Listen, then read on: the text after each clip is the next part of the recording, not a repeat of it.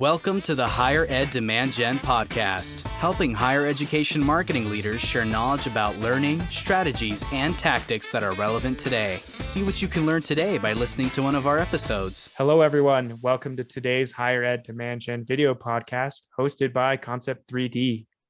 A little bit about Concept 3D. We help bring your campus to life virtually. We have served the higher ed community for over a decade with our award-winning interactive maps and virtual tours.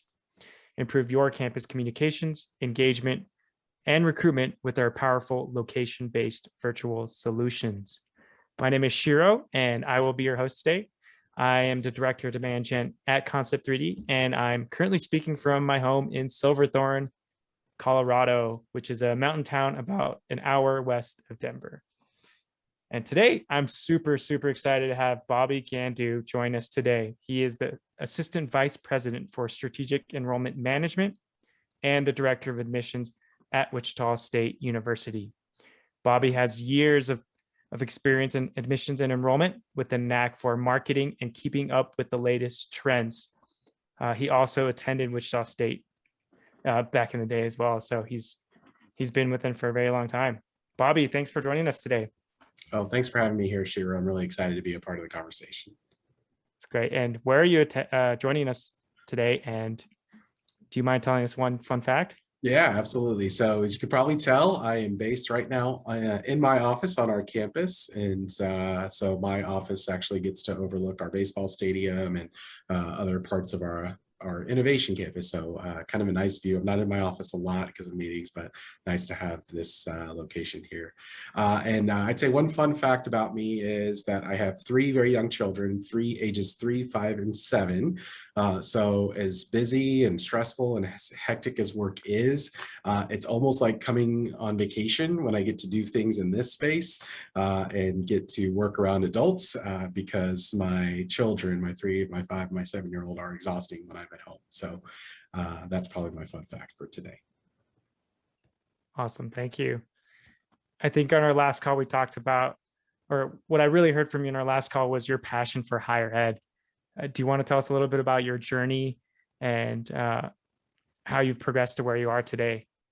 Yeah, I think really unintentionally, I have worked my career in education.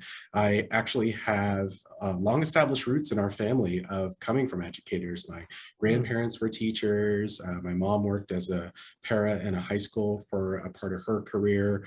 And so I never really thought I would fall into higher education or even make it a career. But when I was an undergraduate student, I worked as a tour guide in our Office of Admissions and did some other odds and ends jobs on campus, including working in the Office of Admissions as a student assistant.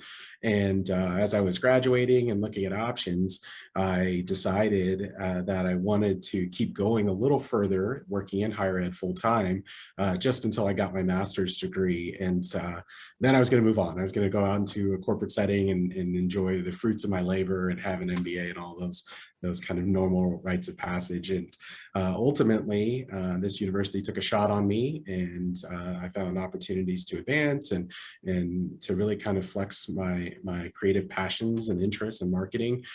So I've just been fortunate to be in a place where I've been allowed to come up with marketing strategy, be a part of many strategic conversations. So I've just stayed. I've enjoyed my time at Wichita State, and I've been able to advance my career here.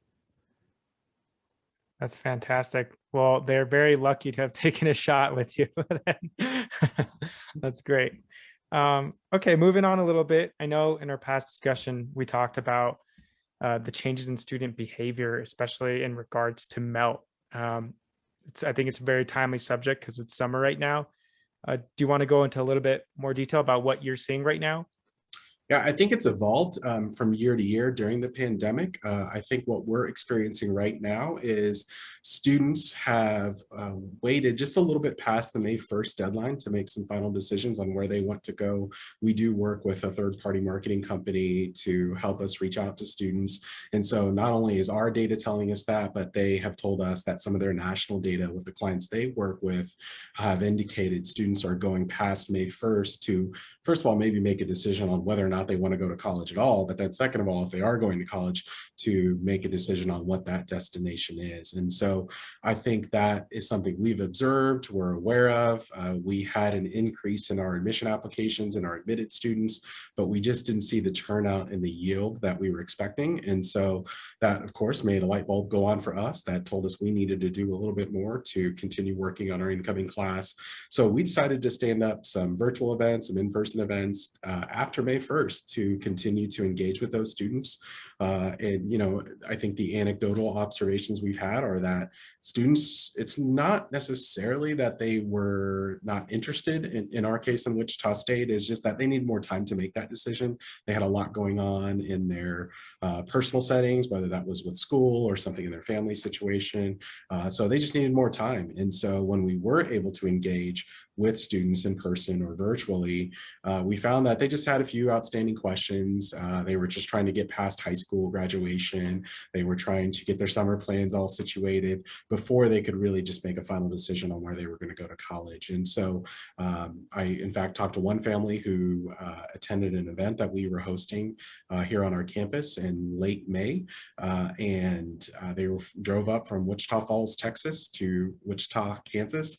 And I had a great conversation with them. And I told them, I'm curious what brought you here today. All the things that we're offering today to kind of move through our orientation process, we offer those all virtually. What made you want to get in the car and drive several hours? And they said, we knew we could do it online, but we just needed to talk to someone. We just needed to feel good about this decision. And so they just needed to see our campus one last time. So I think I would just challenge other colleges and universities out there that even though, it's going in well into the summer at this point, there's still an opportunity to continue to work with students and make sure that all of their questions are answered. Got it. And I know you mentioned, one resounding thing I heard was students are just needing a little more time. And that's one of the reasons you found that you're moving past the normal decision day. Is that just because the current climate, you think, of the world? Yeah. The world's opening, at least in the United States, things are opening up more, schools are opening up more, and that presents a lot more opportunity for things outside of education, like actual plans that you've wanted to make for the last 2 years. Do you think that's made an impact? Yeah, I certainly think so. I think all of us in the college world are wired for May 1 as our decision date. And that's because that's just the way we've always done it. And so we've been able to force our expectations and our culture on students and families.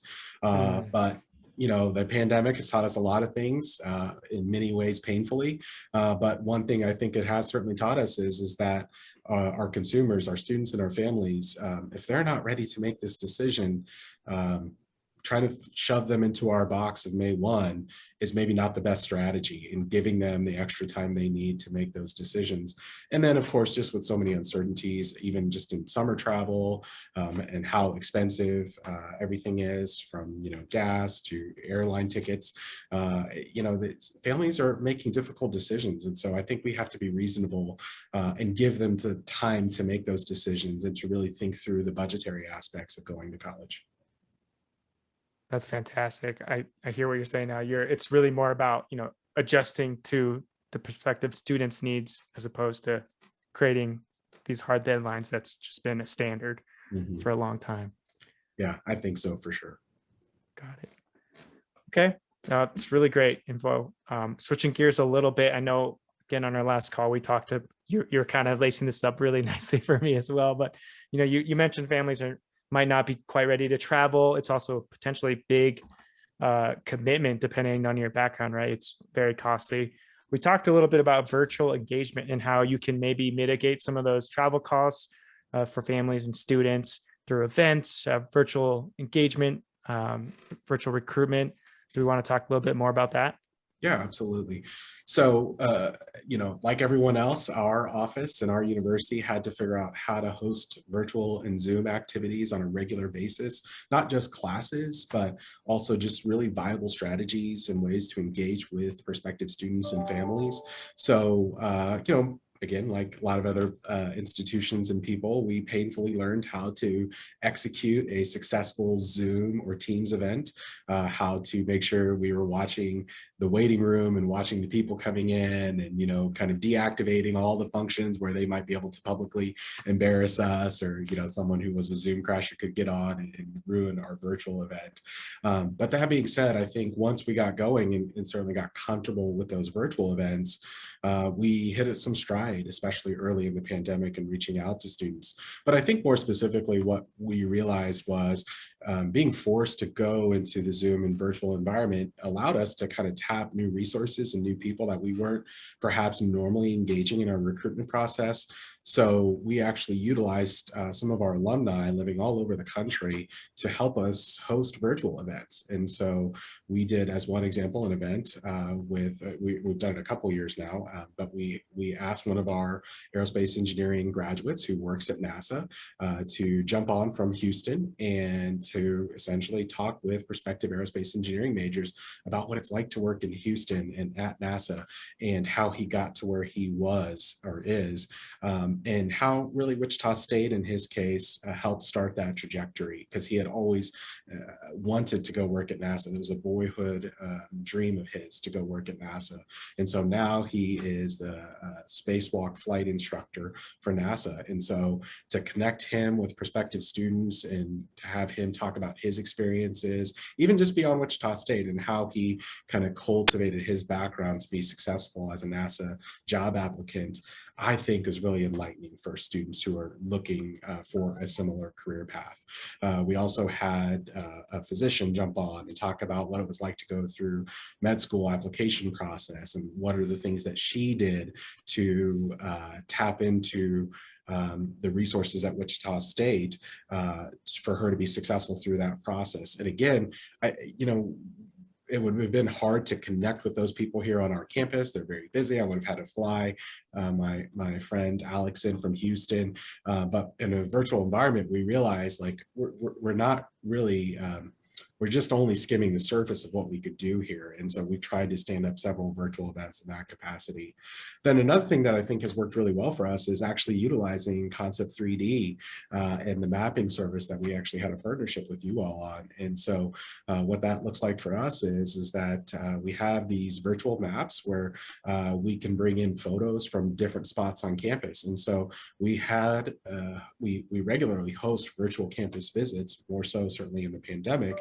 And so rather than students at the time when they couldn't come to campus, rather than being toured around by one of our campus tour guides, we'd bring up the campus map and the photography that was baked into the map, and our tour guides would talk about it as though they were standing right there with our tour group.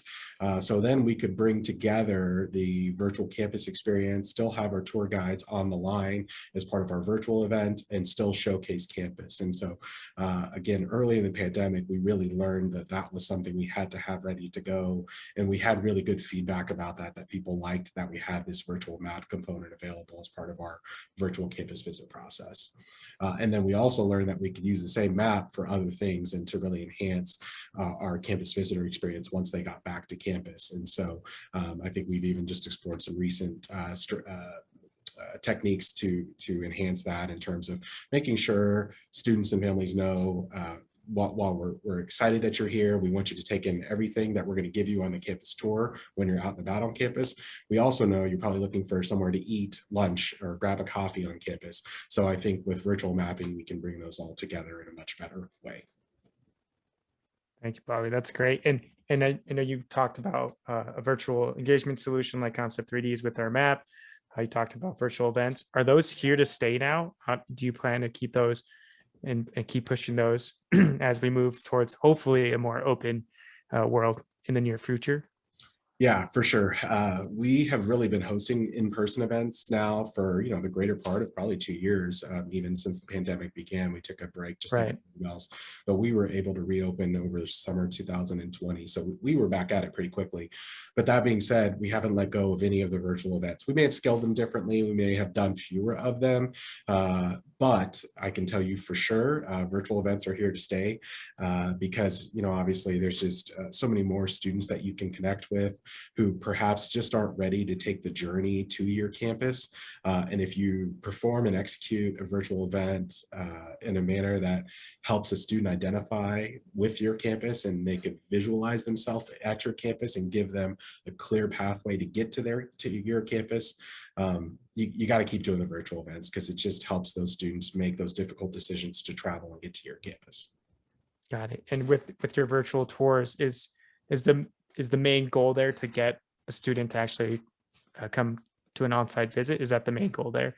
Yeah, I think so, especially for students coming from long distances who are really kind of thinking very deeply about investing thousands of dollars into hotel stays, airfare, other incidental expenses.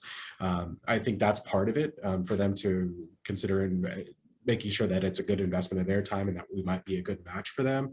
But I think the other part of it is just general brand awareness. It's just, you can fire off virtual events pretty frequently and fairly easily. And so I think that it's a low cost, low risk environment to be able to fire off those events and just kind of generate increased brand presence if folks come across your virtual event and just want to go a little further and get more comfortable with your campus.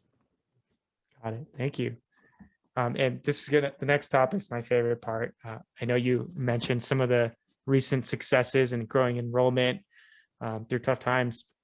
Can you talk to us a little bit about Wichita State's connection to the community and how that's created some of the success? Yeah.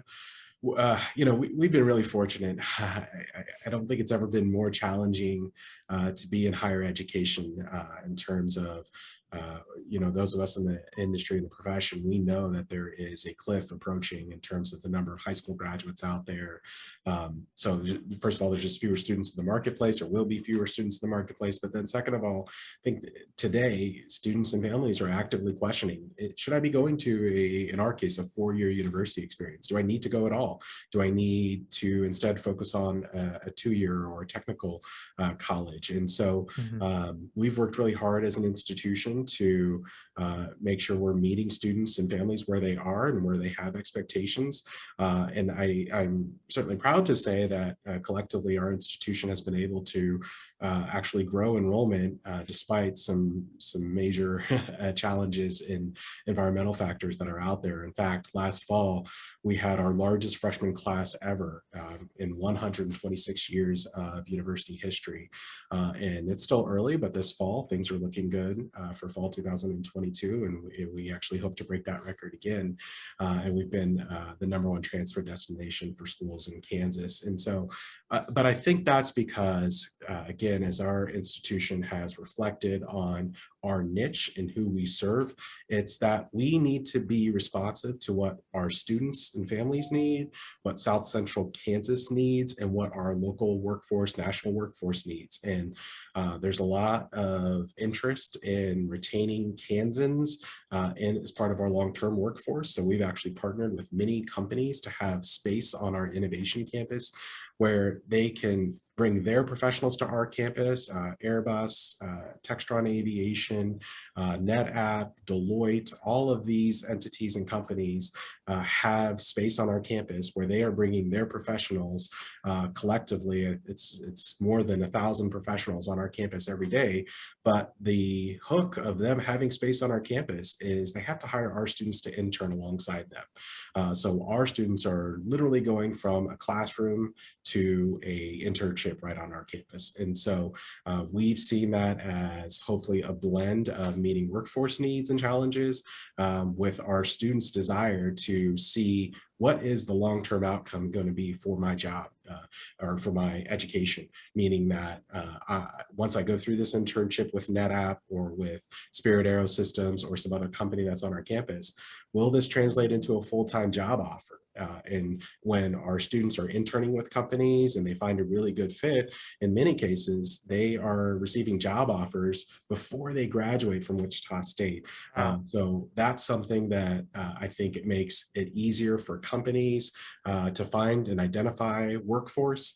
And it makes it great for us, and especially in my role, to help promote and share about the institution, because then I can say, well, we have students who are thousands of students who are finding internships all over our community and going on to work for those companies and organizations after college. That's fantastic. So you're effectively creating a community with the job force or the workforce potential surrounding your area with your freshmen, your sophomores, your juniors, your seniors, creating this actual tangible result, an ROI that students can see early on into their undergraduate degree, right? Yeah, really. You would be surprised at the robust nature of their resumes when they are sophomores and juniors in college. Some of our students might have had 2, 3, or 4 different internships by the time they're a senior. Wow. In our case, because our employers are just located all around us, including on campus, our students don't have to wait for the summer for an internship experience. They can essentially do it year round.